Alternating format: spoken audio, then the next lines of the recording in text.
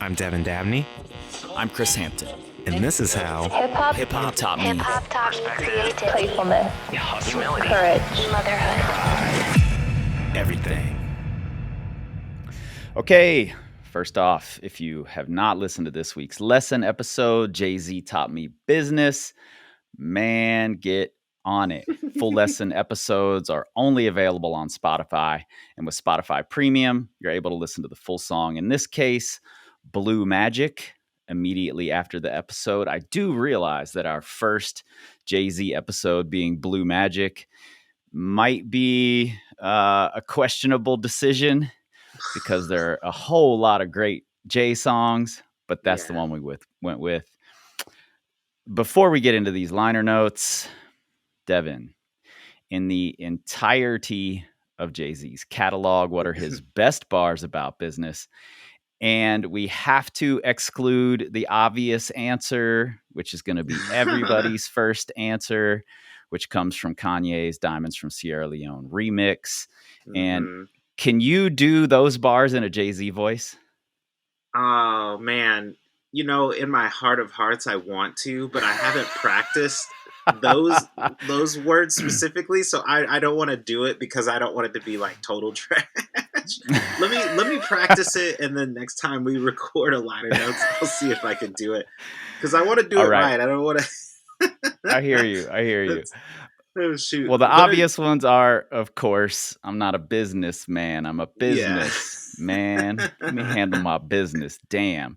But we can't use those. So in your opinion, what are Jay-Z's second best business bars? So this couplet is also probably my favorite Jay-Z line, period. And I can't take credit for noticing it. One of my good friends pointed it out to me. It's from the song Lost One. It's the first two lines he says. He says, I heard motherfuckers saying they made Hove. Made Hove say, okay, so make another Hove. And I love that. Yeah. That's probably that's like rapping 101, first of all. Like, it has literally everything you need to know about rapping in it. Mm-hmm. And it's just the idea of like, I mean, when I think of it in terms of business, I think it's like people, you know, to believe in what you make and believing that only you're the person that can make it. So, I mean, obviously the idea of this line is like people are saying like, you know, Jay-Z couldn't have done XYZ without me. Jay-Z needed me, blah, blah, blah. And he's saying, okay, well, if that's true, why don't you make another Jay-Z? And obviously you can't make another Jay-Z. But yeah, I could go on and on about why that couplet is superb, but I'll leave it there for now. Well, I think, you know, that reminds me of this interview I read with Jay years and years ago when he put out Death of Auto-Tune. Mm-hmm. They were asking him about like, this is the trend, you know, why push back against it when it's popular? And he's like, that's what I do when I see, you know, I make shit popular. When I see that it catches on with everybody else, I switch it up, you know, and I love that. I love that about Jay. I love that he recognizes I built me, you know, and that's all there is to it. You make another me if you think you can. Yeah. And it almost could be taken as like a not like a challenge in a bad way. Like, it's like, okay, well, if you think that this is so easy, I'd love to see you try. Like, I would legitimately love to see you try. I love it. Yeah. So that's my pick. I'm with these questions more and more, I'm just picking like the first thing that I think of now. And usually I'm not disappointed. Yeah. Great pick. Mine comes from this same album that we're talking about today, American Gangster. It's on the song No Hook. And he says, hustle cane, hustle clothes, or hustle music, but hustle hard in any hustle that you pick. And that for me, that exemplifies how you need to treat your business all the time. It doesn't matter what it is. It doesn't matter if it's a lemonade stand. You have to be out on the street corner trying to get people to stop at your lemonade stand. You know, you can't just sit back and wait for people to find it. Yeah. So, Yeah. And I the reason I like that line too is because I think when we listen to street rappers or people that have lived these like extravagantly dangerous lives talk about hustle and hustle culture, that I feel like, I don't know, I could be like projecting a little bit, but I feel like we get too fixated on the thing that's being hustled. Like, it's like, yep. he's not trying to just teach you how to sell crack. You know what I mean? Like, we Yeah. can't all be crack dealers, you know, like we have to, the hustle can mean a lot of different things. And I wish that was something that I understood early on. And, you know, it just, yeah, I guess I just wanted to point that out, that this could be translated to anything, you know? Yeah. And, you know, as coach, I'm going to put on my coach hat here. Mhm. He doesn't mention in here success in the hustle at all. He doesn't mention Mhm. trying to reach some outcome. It's like hustle hard in the hustle that you pick. That's it. Go Yeah. hard at it. You can't be disappointed in yourself if you give it everything you've got. No, Yeah. no matter what the level of success is that you're hitting, you can't be disappointed if you went hard. Yeah, absolutely. See, that's another thing. I think, like, looking deeper into it and seeing that he's not telling you like become a billionaire, or like, I don't Right. know. Like, it's, I think this might just be an American culture thing too, but we just get so fixated on these like arbitrary end goals of like, Mm-hmm. and you forget like what you're doing the thing for. I don't think that, yeah, I don't think that hustling is necessarily about hitting an end goal. I think it's more of a mindset, or like more of a lifestyle, in the sense of like, it's not something that you do until, oh, okay, I hit $1 million, I'm done. Yep. Yeah, can't get complacent. Yeah, and I think, you know, that leads us right into these liner notes, because this album in particular, the song is Blue Magic, comes from the album American Gangster, and this in particular really speaks to Jay's belief in himself. Hmm. Like I mentioned in the Lessons episode, Denzel, who starred in the film American Gangster, was trying to talk the producer, Brian Grazer, into using Jay for the soundtrack and having Jay be the artist that makes the whole soundtrack. And they Yeah. just didn't believe Jay could do it. They didn't think he could get the right feel. So they didn't even approach him. Instead, Def Jam was doing the official soundtrack. So Jay, president of Def Jam at the time, got to watch the film, and Hmm. he immediately was inspired by it and was like, well, if I'm not doing the soundtrack, I'm just going to do my own album inspired by the film, and believed in himself so much and his ability to do this that he Yeah. did it anyway. He's like, I don't need your backing. I'm going to do it on my own, and I'm going to boost the level of your film because I'm putting an album out. I still just find it so incredulous that they didn't think that Jay-Z could make. I mean, he literally is the American gangster. Like, like, you know what I Yeah. mean? Like, what else? He is the embodiment of that, like, that culture and that mythos and the like larger than life businessman sort of image. Like, I can't even like come up with an analogy that points out how silly this is. Yeah, and you know, I don't know what Brian Grazer's hip hop chops are like. You know, he may be a hip hop historian for all I know, but Maybe. my guess is that he probably knew H to the Izzo and Hard Knock Life, and Hmm. you know, these very pop records from Jay-Z, Oh, I see and what you're and saying. maybe that colored his like, Jay can't make this gritty street drug talk. He can't do it. He's a pop star. Oh my god.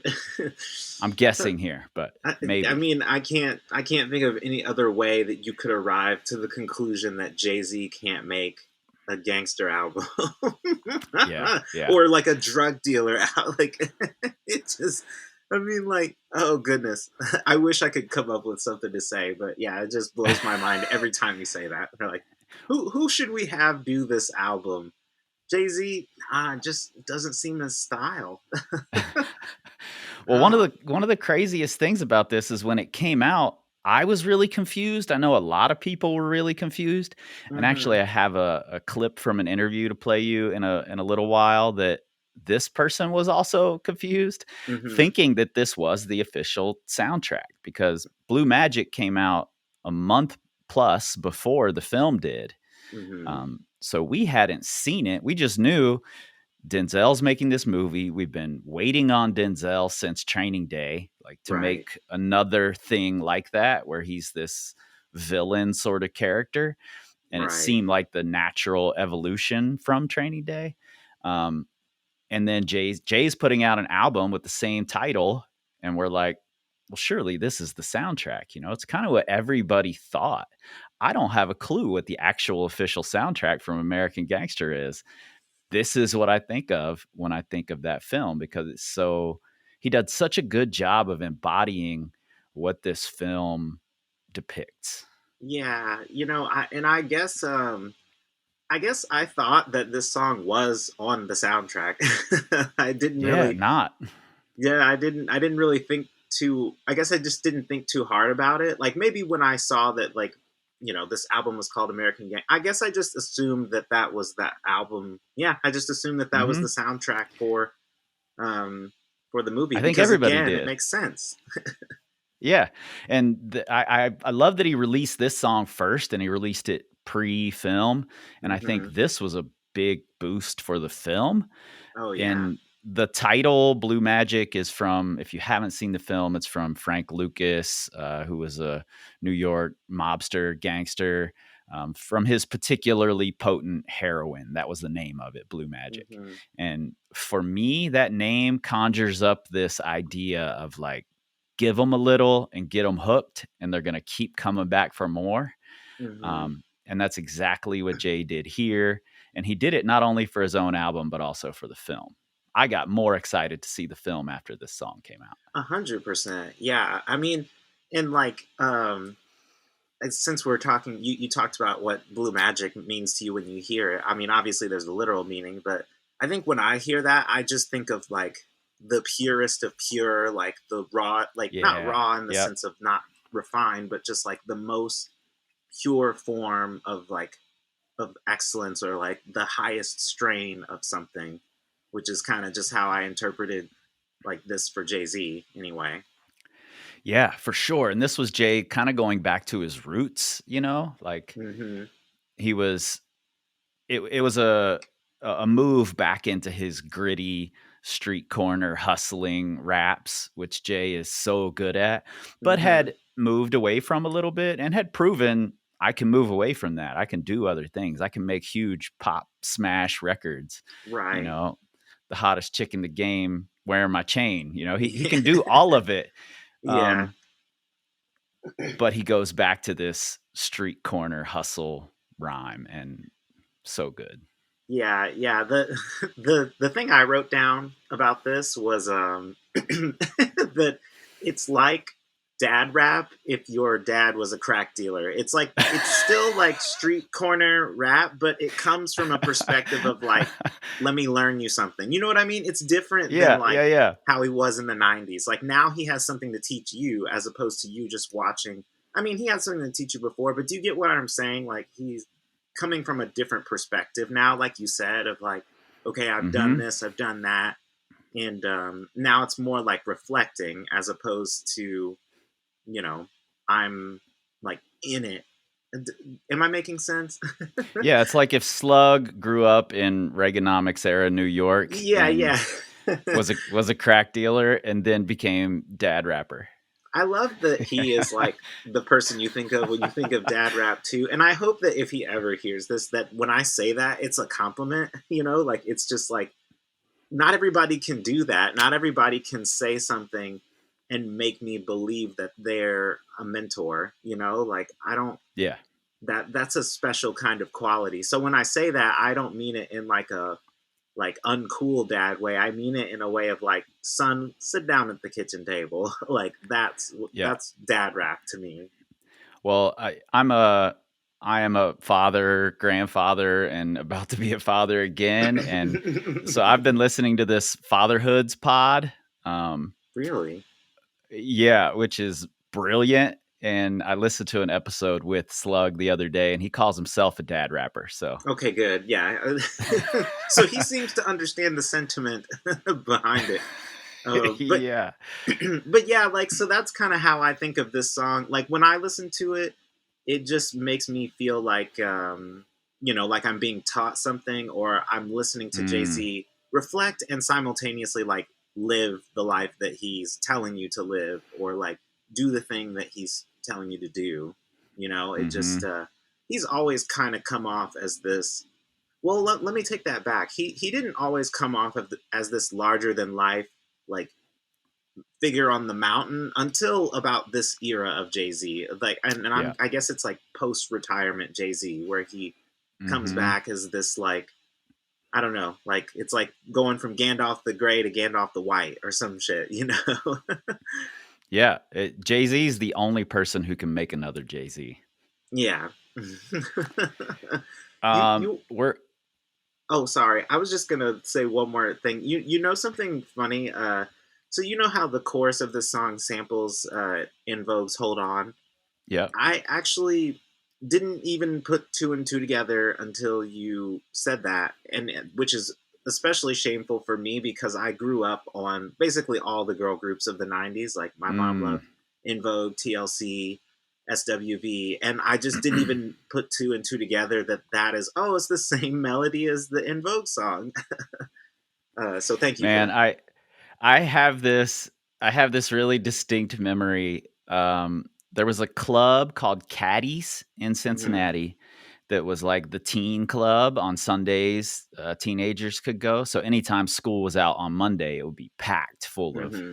teenagers from all over the city, Hmm. And there was always this one girl in there, the the Beyonce of caddies, just beautiful. And all the dudes would be watching her all night. And I have Uh-huh. this really distinct memory of her coming down the stairs. There was this really tight stairwell, and Yeah. you would go up on the right side, people would be coming down on the left side, and you'd be brushing against each other. Yeah. And she's coming down the stairs, and there's a line of dudes going up, and they're all stopping and turning around to watch her go down.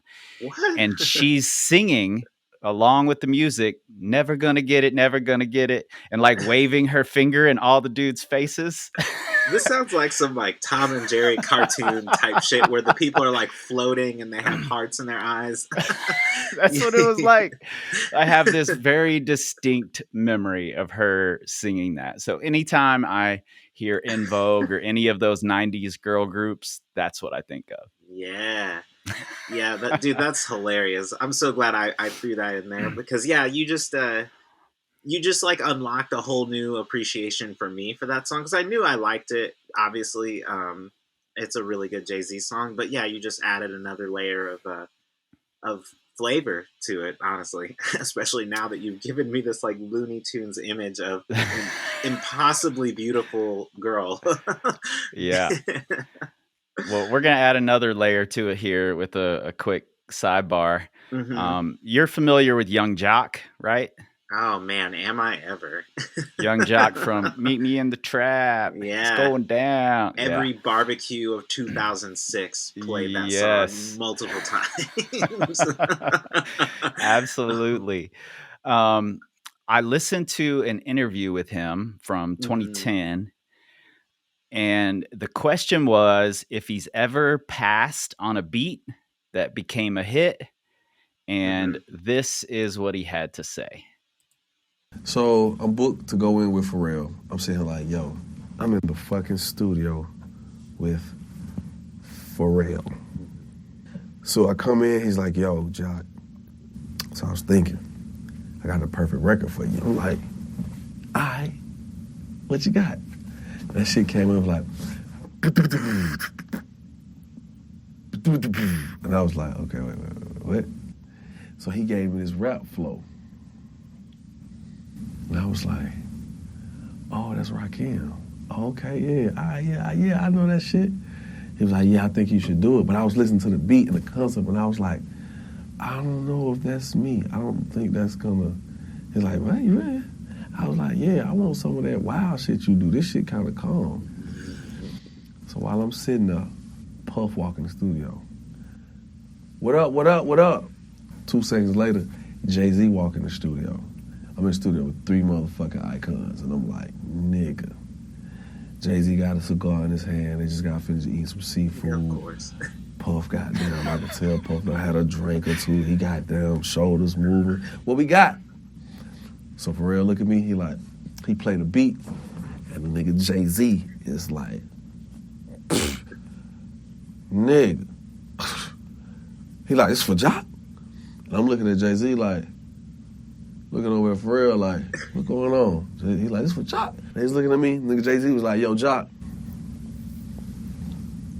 if you don't want it, I'm gonna take it.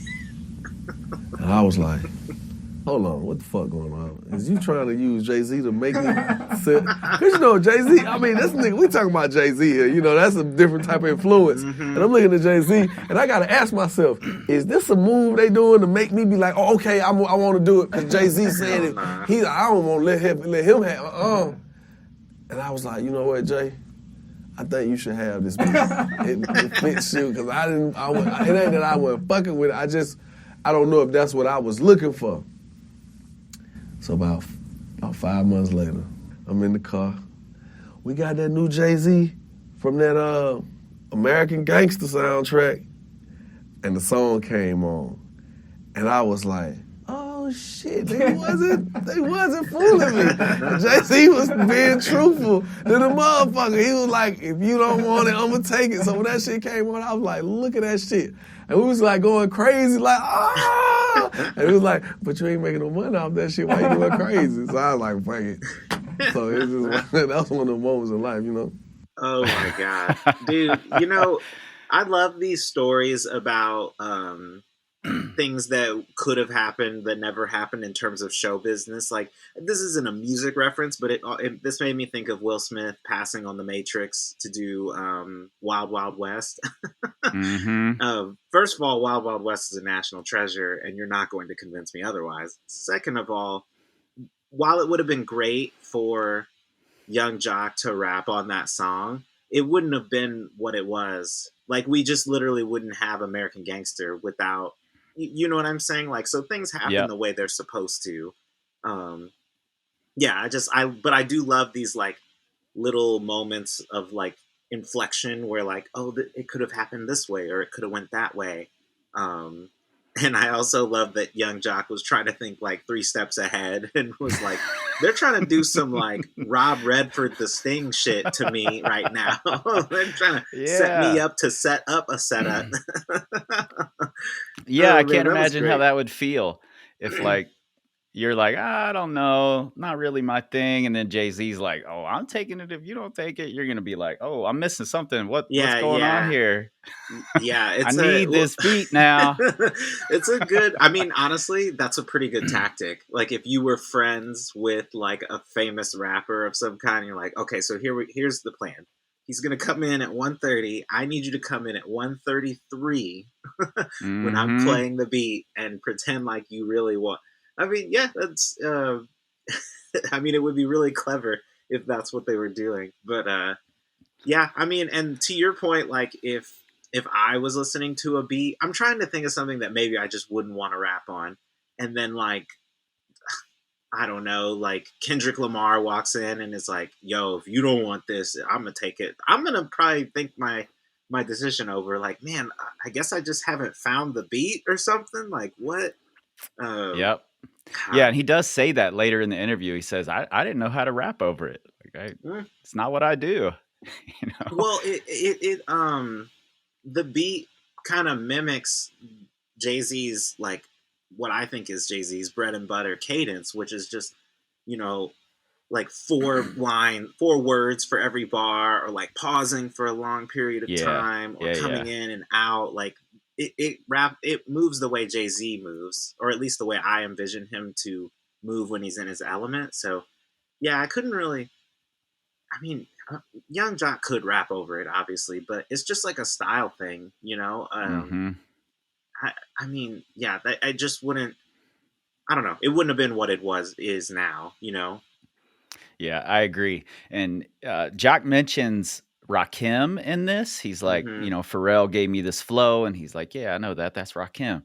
And there's a part in the song where Jay is mimicking a Rakim flow, and it makes me wonder Hmm. if that's what Pharrell gave to Jock. Like, here's how you rap on this. And it's when Jay says, whether right or southpaw, whether part of the jar, whip it Yeah. around, still comes back hard. So easily you Yeah. do a WHIP. My repetition with risses will bring the kilo business. First off, Yeah. risses. Hmm. My repetition with wrists. Yeah. Fucking love that.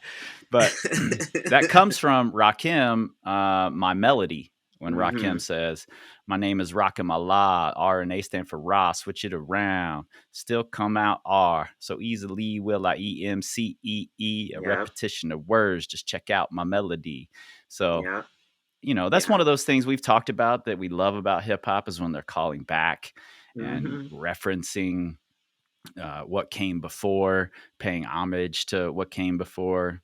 So good. Yeah, and then just like th- while I think that he was interpolating that specific um, like section or that part like verse from Rakim, I think one thing that I really wanted to point out that I think is cool about hip hop that maybe some hip hop fans don't necessarily pay attention to is like every rapper has like a well, at least I think a good rapper has a distinct flow.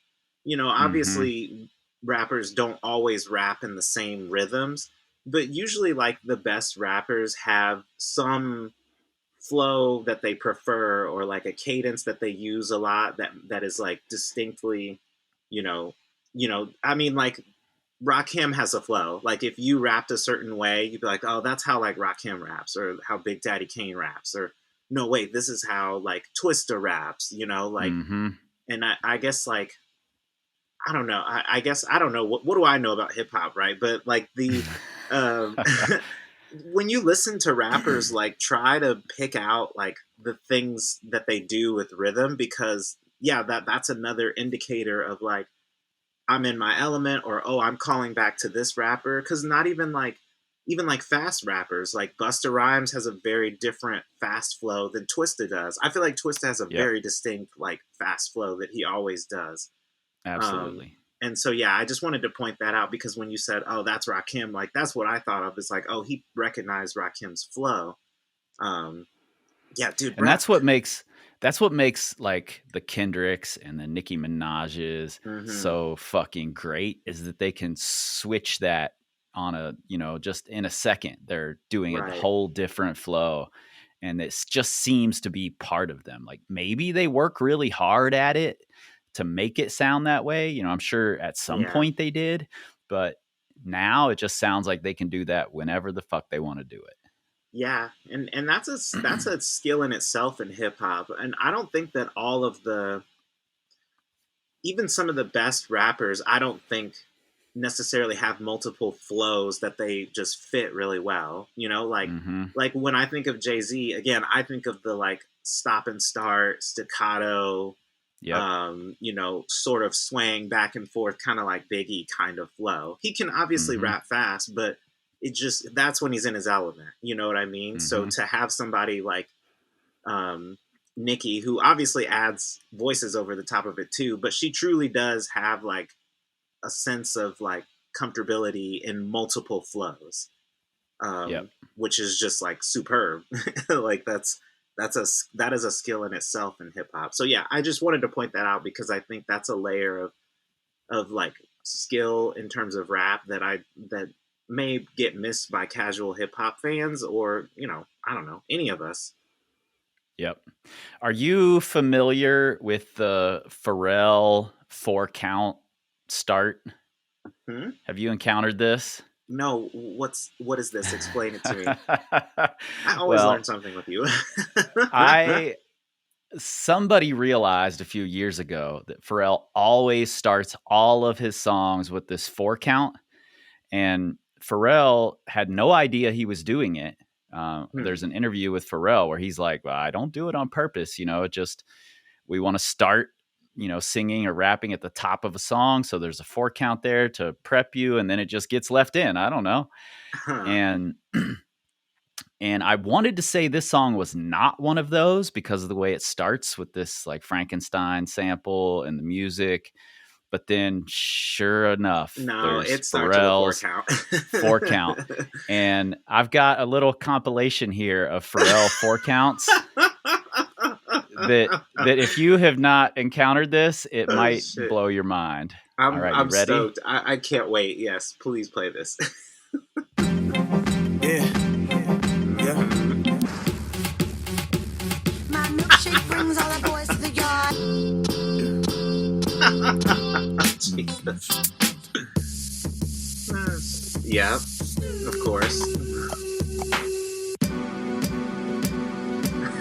I think it's safe to say. Oh, all my of goodness. Whoa. I don't know if I know this song. Yes. A little better. Oh my God! Wow. Oh goodness, dude. I know. Oh, never mind. I do. Sooner or later, it all comes crashing down. I was at a show.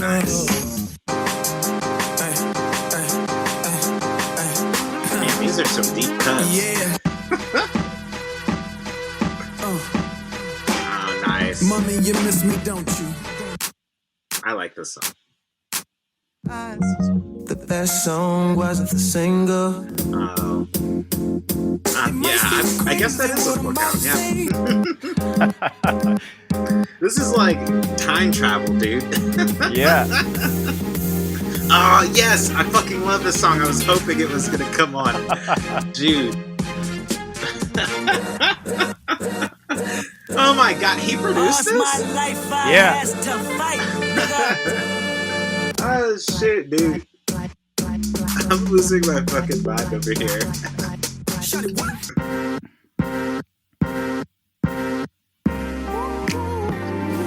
I mean, they're all kind of different 4 counts, you know? There's so many. Oh, it goes dude. on and on. And I've got like on. tears in my eyes right now. Dude, first of all, if y'all have not listened to Gust of Wind by Pharrell featuring Daft Punk, that shit is fire. Yeah, man.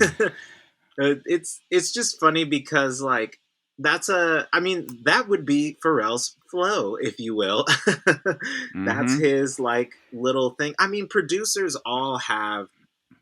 I guess that's another good segue just to like talking about flow again. Like producers always have things that they prefer too, you know, like with some of them it's more obvious than others. Like Timbaland likes to beatbox, or like, you know, DJ Mustard likes to use the snap sound a lot, or, you know, like everyone has like a thing. But yeah, I guess I just didn't cognate that Pharrell always has to do that stutter, like, I'm gonna play the first part of the beat 4 times and then we'll come back in.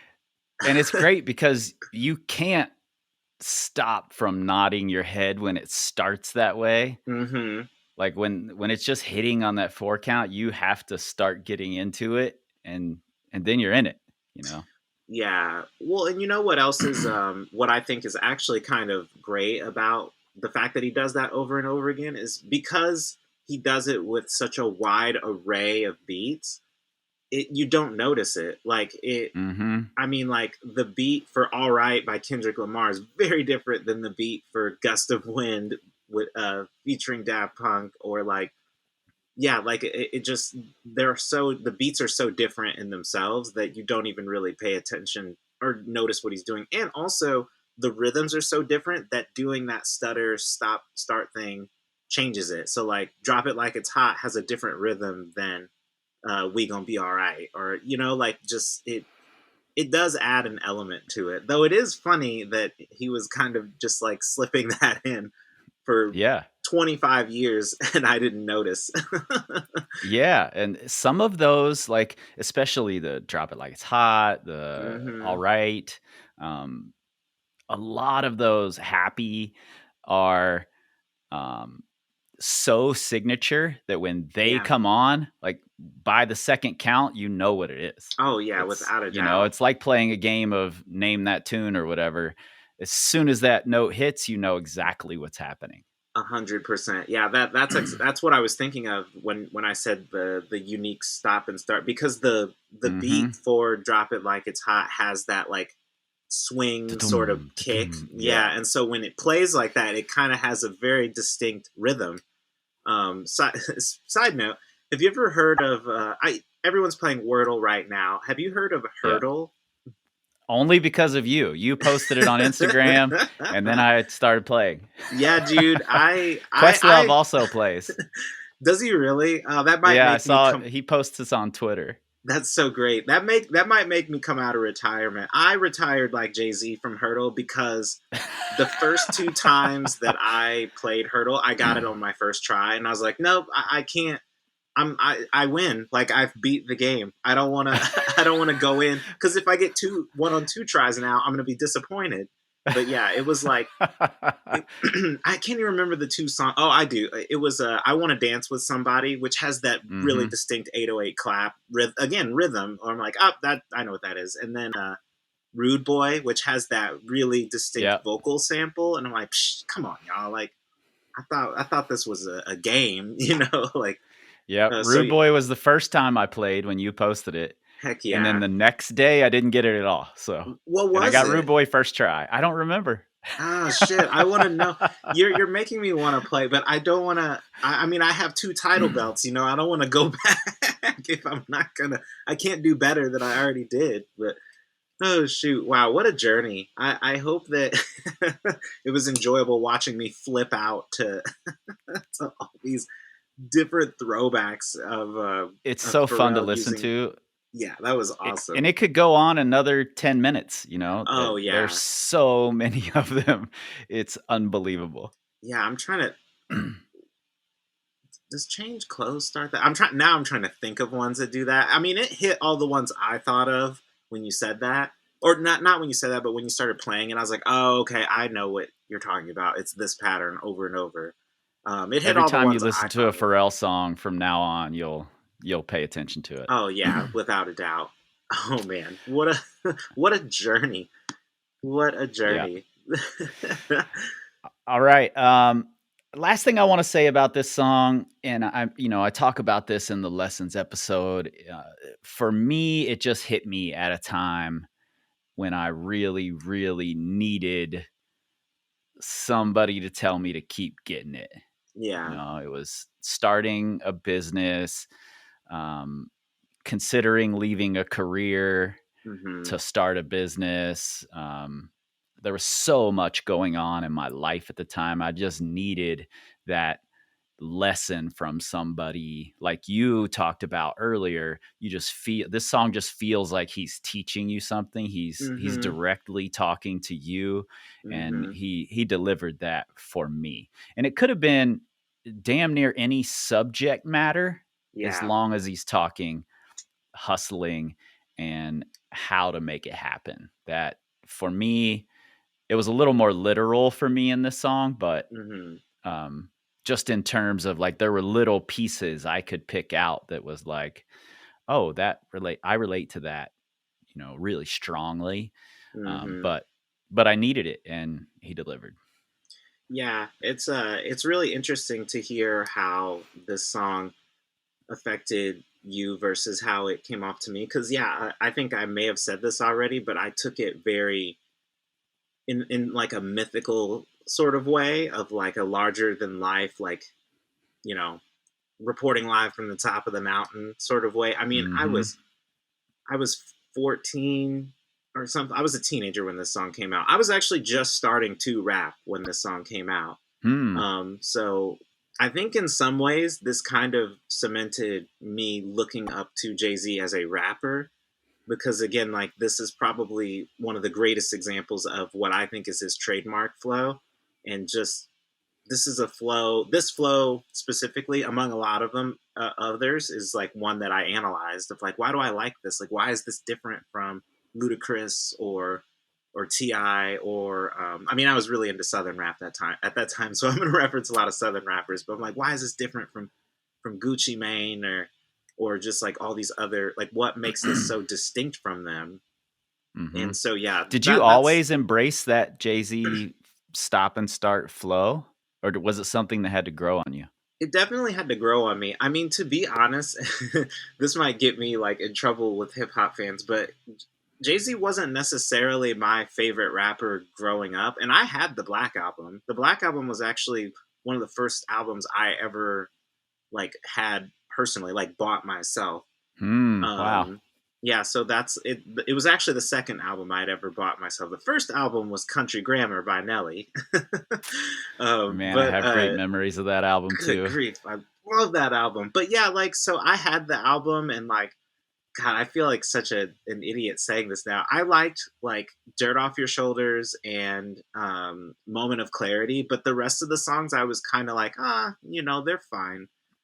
So I guess like it just, Jay-Z as a rapper didn't really grow on me until I was like starting to rap and I understood why he was so good.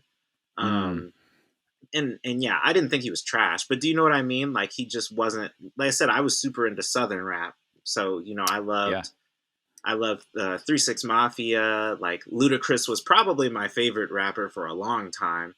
And then of course, like Ti has always kind of just been like solidly like my 5th favorite rapper ever. Like, he's never moved up and down, but yeah, that's who I was really listening to at that time. And this kind of was the beginning of me starting to be like, shit, like Jay-Z's kind of really fucking good, actually. Like, really good. I feel that. There was definitely a period where I had watched Jay live, not at a concert, not in person, but on TV, watched him live, and he just seemed like a really lazy performer in that show. So I had kind of written him off, and then Renegade came out, and it was the first time that you could really, or at least the first time I did. It's definitely not the first time anyone could, but first time I really compared him to someone else with lyrical dexterity. Yeah. And it's one of Eminem's best verses, Yeah. So it's maybe an unfair comparison, but Jay uses that stop and start flow in Renegade, and very contrasting with Eminem's verse. And at first I was like, oh, same as Nas said, Jay-Z just got murdered on his own shit. Yeah. But years later listening to it, I'm like, oh, there's a fucking genius to what Jay-Z was doing here. And being confident enough to put it up against M's verse, which was already there. Yeah. That's mind-blowing to me. Yeah. Yeah. The longer that I think about that song, like, the harder it is to say whose verse is better, just because like they are so different and they are both so like at the peak of their abilities on that song.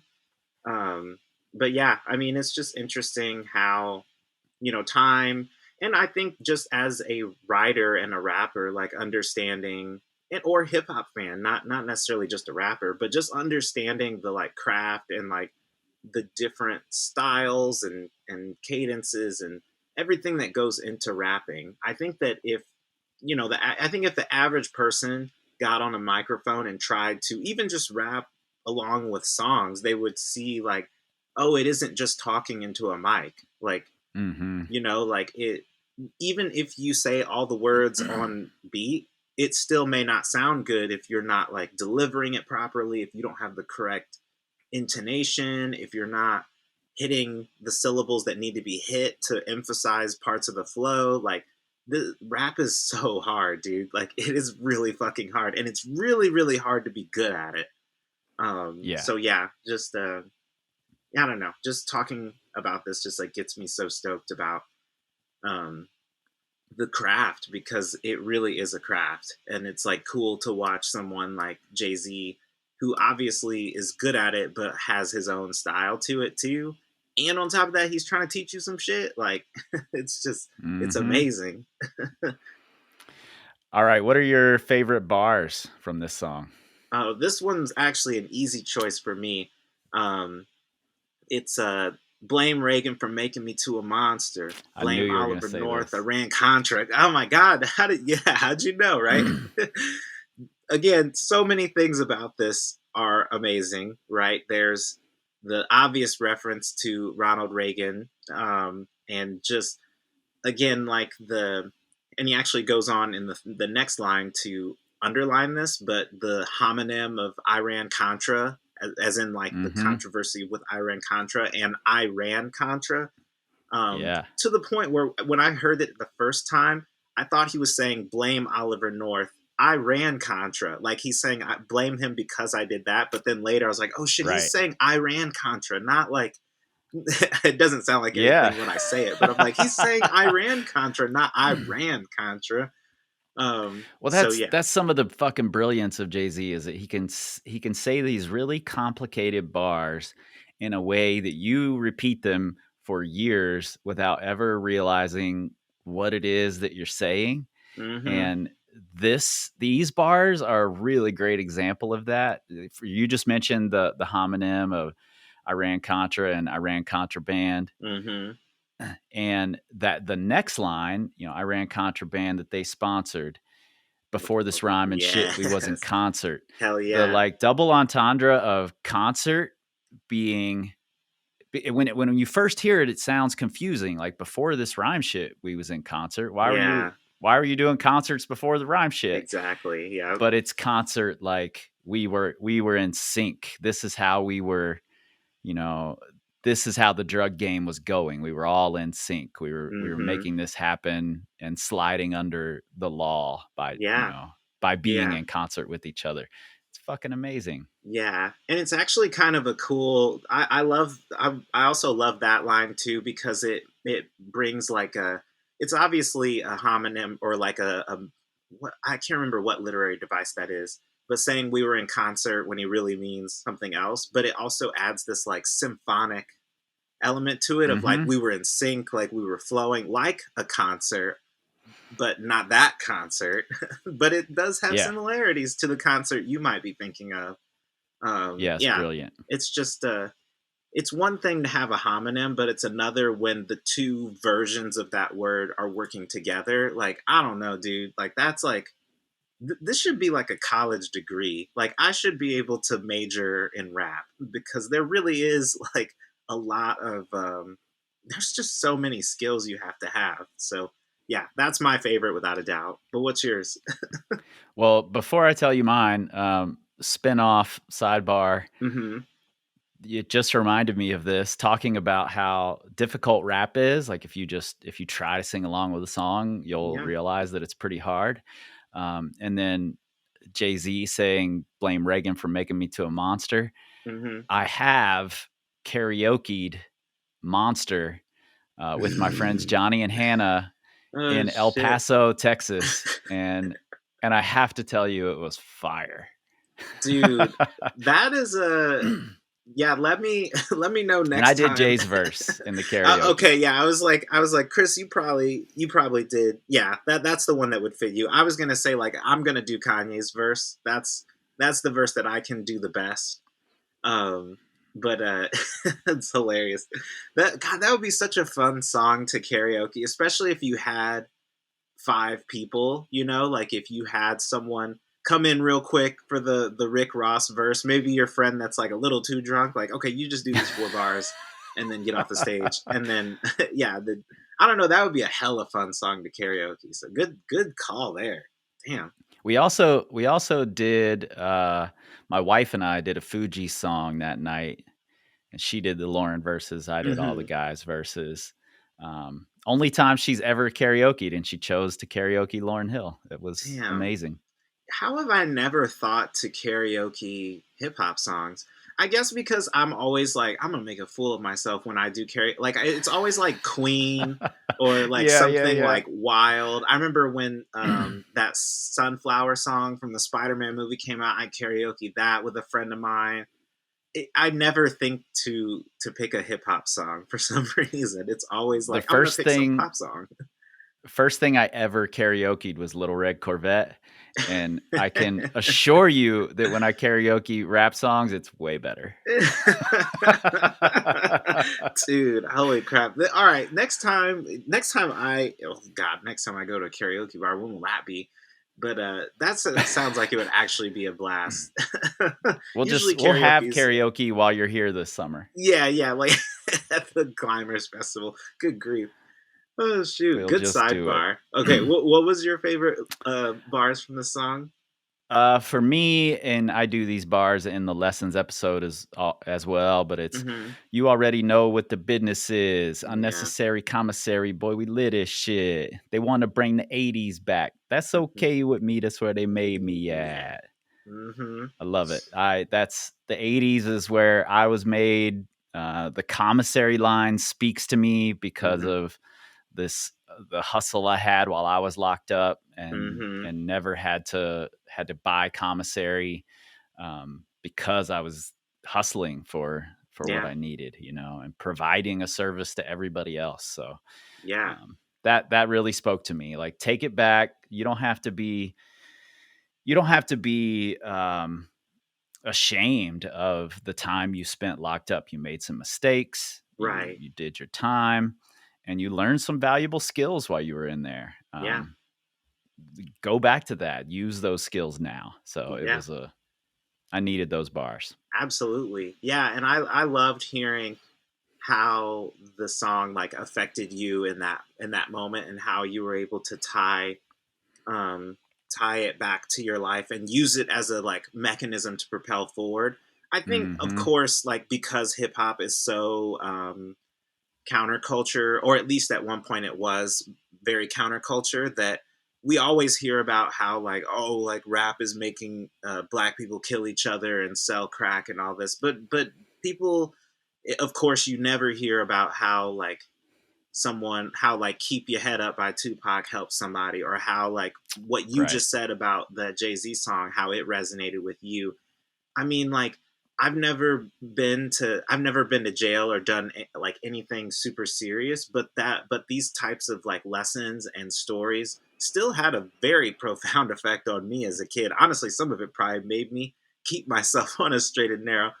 But Sure. like yeah, like I guess I just really appreciated that one because it was like very honest, and also because you just don't hear about how um, rappers talking about their experiences, their negative experiences, does have a positive effect. It isn't always Yeah. like, oh, he went to jail, I want to go to jail. Like it doesn't quite work that way. But what? Yeah, it's like that whole conversation is sort of like blaming the documentary about the thing for Right, causing the thing, you right, know? dude. Rap Yeah, music is a documentary. yeah. Like, and if you again, like JC says, if you want to blame anyone, blame Reagan. Okay, like it's not Mhm. the hip hop didn't create the ghetto and like drugs and like it is coming out of that. Like it's not it's not the thing that created it. It's being created because of the thing. um Mhm. and yeah, at that time, like when it was first starting, it was like, yeah, it was just like reporting live from the thing that's happening, not Exactly. necessarily. And again, like I think I said this earlier, but a person that is not really into hip hop culture, which at that point especially was black culture specifically, you don't understand a lot of the things they're talking about, and you don't know why they're talking about them, and you don't really know the effect that they have on these Yeah. kids. Like, you're not living the life that they're living, so how could you say how it affects them? So yeah, Right. I just really appreciated that, because it's something that I talk a lot about with hip hop, and just like when people are like, "Oh, it causes gang violence," I'm like, "Are you really like listening to it? Like, do you know? Right. Do you know? You know how many positive stories are in hip hop?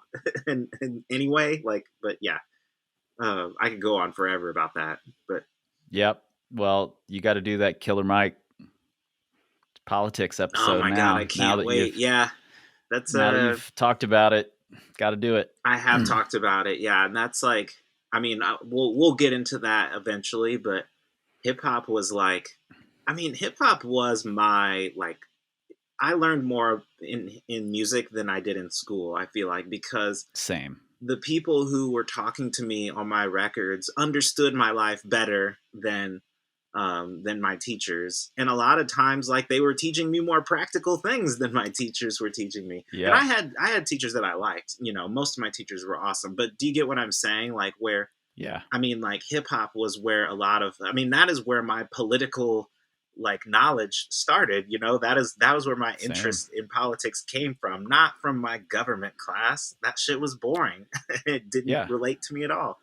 Yeah. Chuck D taught me way more than history class did. Yeah, exactly. Like, yeah, it was like Public Enemy. I guess I didn't realize what I was really listening to back then, but I knew I liked Public Enemy and I liked their energy. And I think just like Lupe and Killer Mike were the two that really made me like, oh shit, like all this shit's fucked up. Like, and just really like think about it. But yeah, man, great music, great message, great flow. Like, this song has everything. Yeah. Well, before we wrap this thing up, I also want to make sure I say a thank you to you for doing the Pharrell falsetto part in the Lessons episode. Anytime. Because there was no fucking way I was going to try to do a falsetto. I hit my limit trying to sing Lauryn Hill's part. I wasn't even going to try this falsetto. You know, it's funny. So yesterday when I was telling you about this, I was listening to this episode, you had the earlier version on there. And when you sing that part, I can definitely tell there's a point where you're like, this is as high as I can go. I'm just going to dip it down. And, like, you're like going up. And then you're just like, the hell with that. Never mind. I don't want to do it. I don't want it enough. You know, I'll just have Devin do it. I gave it the one shot. That was all it was getting. Yeah, the good old college try is really all that you have to do. And then, yeah, I'll always impersonate a singer, and it'll be good most of the time. So, yeah, and you crushed it. So thank you. Thank you. All right. If you're watching this on YouTube or listening to it anywhere but Spotify, you're missing half of the podcast. This here today is a liner notes episode. Every other Tuesday, we release Lessons episodes. Those are short, focused essays set to beats by Devin, followed by the full song that we're learning the lesson from. You can get those on Spotify. You can also on Spotify check out the Hip Hop Taught Me Everything Season 1 playlist, which is a playlist I've put together that includes all of the tracks thus far anyway that we know are going to be in Season 1. I reserve the right to add a song or two. But the playlist is fire. It's gotten great reviews from people. I've heard lots of great feedback. People love the podcast. So go check that out, or the playlist. So go check that out. Link is right there in your show notes. All of the links, videos, bonus material that we mentioned is at the blog post for these episodes at hiphoptaughtmeeverything.com, including full transcripts. You can find us on Instagram, Twitter, and YouTube. And we'll see you next time when a 4-man crew from Queens teaches me authenticity. Nice. Heck yeah.